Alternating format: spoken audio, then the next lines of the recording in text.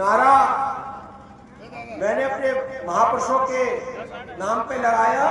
क्योंकि ये ताकत भी है ना जो आज आप सामने दिखाई दे रहे हैं, वो मानव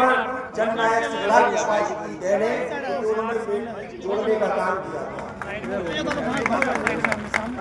आज जिस प्रकार से हमारे समाज के, हमारे वर्ग के द्वारा महान सम्राट चंद्रगुप्त मौर्य और इस देश के राष्ट्रपिता महात्मा ज्योतिबा फुले की जो जयंती मना रहे हैं, उस पर आप सभी का और आयोजकों का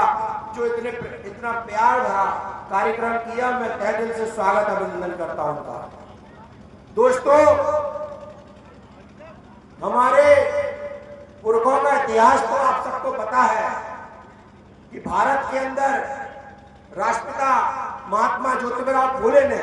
जो सामाजिक क्रांति की थी, जो समता की लड़ाई लड़ी थी, जो समता मूलक समाज स्थापित करने का सपना लिया था, वो आपके सामने दिखाई दे रहा है कि समता के आधार पर आपके विधायक दिखाई दे रहे हैं, हमारे लोग नहीं थे। आज जो लड़ाई पूरे देश के अंदर लड़ी जा रही है, देश मांगे जातिगत जनगणना, मैं पूछना चाहता हूं, हमारी पहचान कब होगी? हमने इस देश को बनाया, हमने पूरी चीजों को सींचा, हमने इस देश को अनाज पैदा करके दिया, लेकिन हमारी पहचान नहीं। ये दुर्भाग्य है। और दूसरी बात इस बात के लिए कहना चाहता हूं कि जब पेड़ पौधों की गिनती हो रही है, जानवरों की गिनती हो रही है, यहाँ तक कि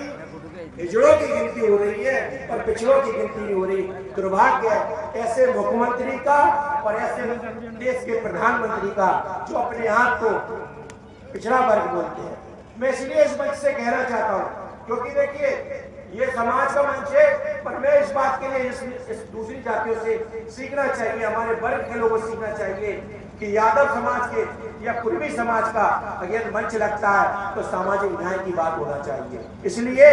जब तक सामाजिक न्याय की बात नहीं होगी,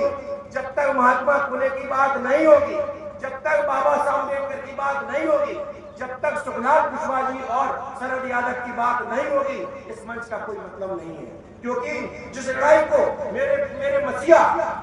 सुखलाल कुशवाहा जी ने इस बात के लिए कहा था कि पेट की भूख रोटी है तो सम्मान की भूख सम्मान होना चाहिए, लेकिन मेरे समाज को आज दिन तक सम्मान नहीं मिल पा रहा। कितनी हिस्सेदारी मिली जब मेरी संख्या 52% होने के बाद इस मध्य प्रदेश की धरती पर 14% आरक्षण मिला हुआ है। क्या कारण है? जब हमारी संख्या होने के बाद